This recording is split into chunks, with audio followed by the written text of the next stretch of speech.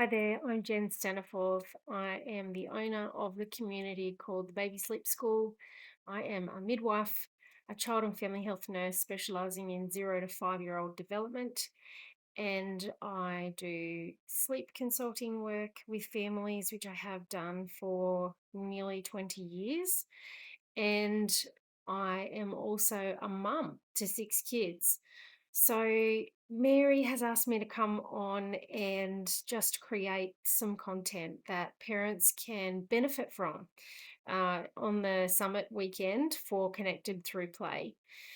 I would really love to talk about something that I'm passionate about today, and that is how love between a primary caregiver and a young child actually builds neurons, actually creates connections in the brain, and what that does for a child and for a parent.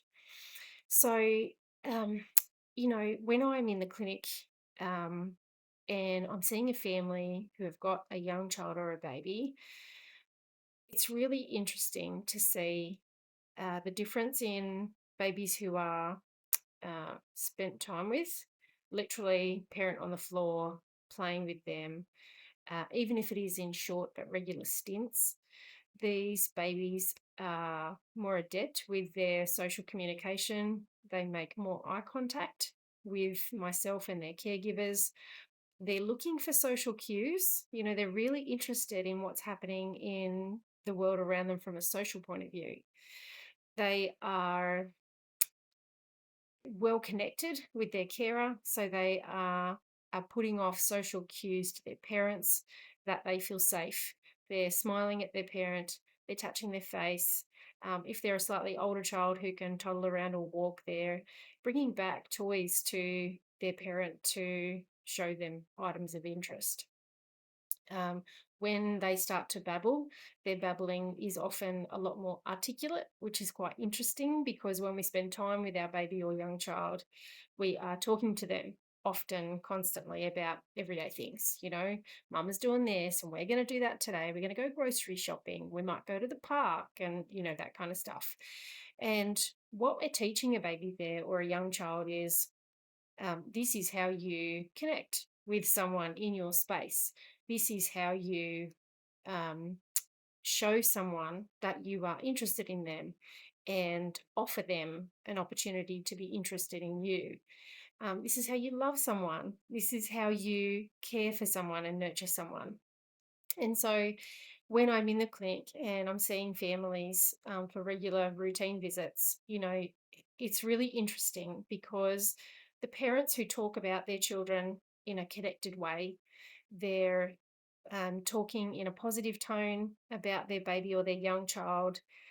They are confident in their connections with their child, and they're really looking for opportunities to be connected with their child.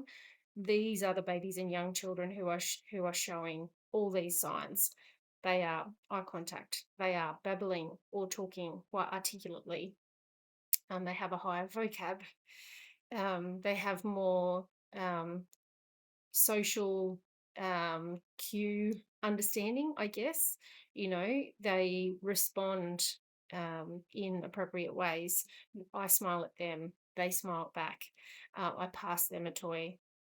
They look at the toy and pass it back to me, depending on the age and stage. So it's really actually quite interesting, the parents who are coming in, and you can tell that they've got this really strong connection with their child. And part of that is because they're spending time on the floor with their child or at the table, depending on their age, doing something that is intentionally showing that child, I'm interested in you. I want to show you that I love you. I want to build a connection with you that's just more than the practical components of caregiving.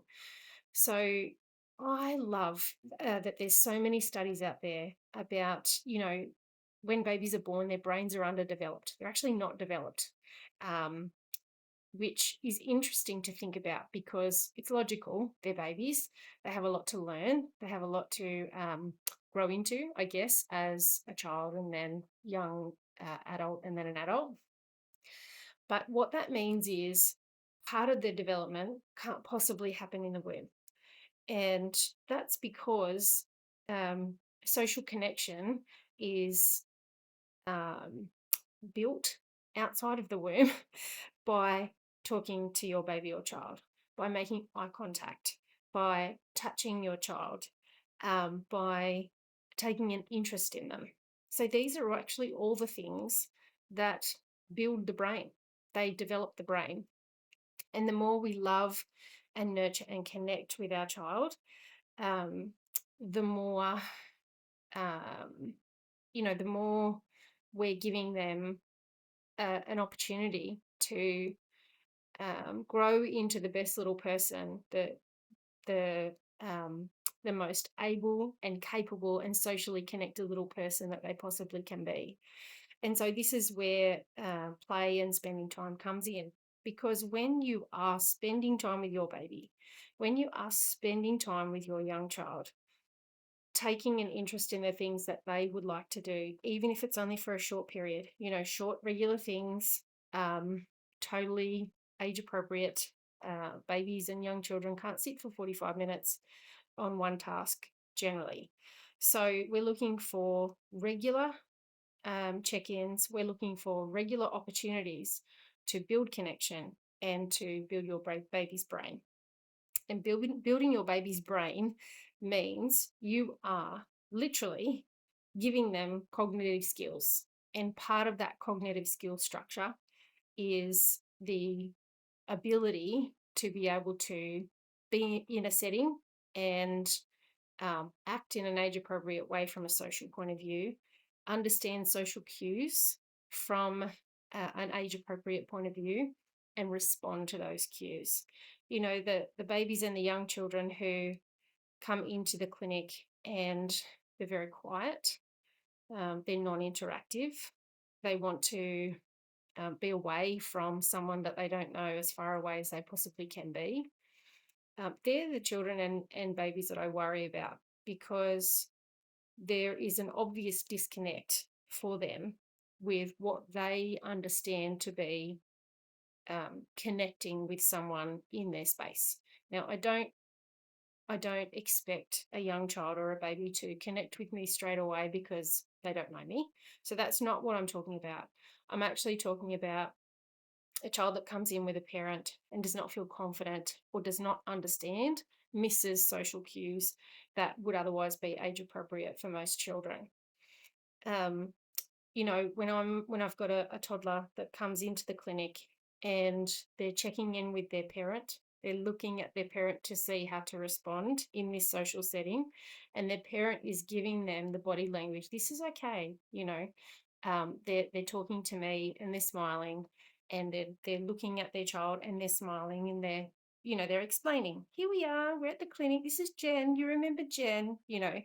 So it's interesting to put all that together and to recognize what we're actually giving to our babies and our young children when we are spending quality time with them, even if it is only a short period of time on a regular basis.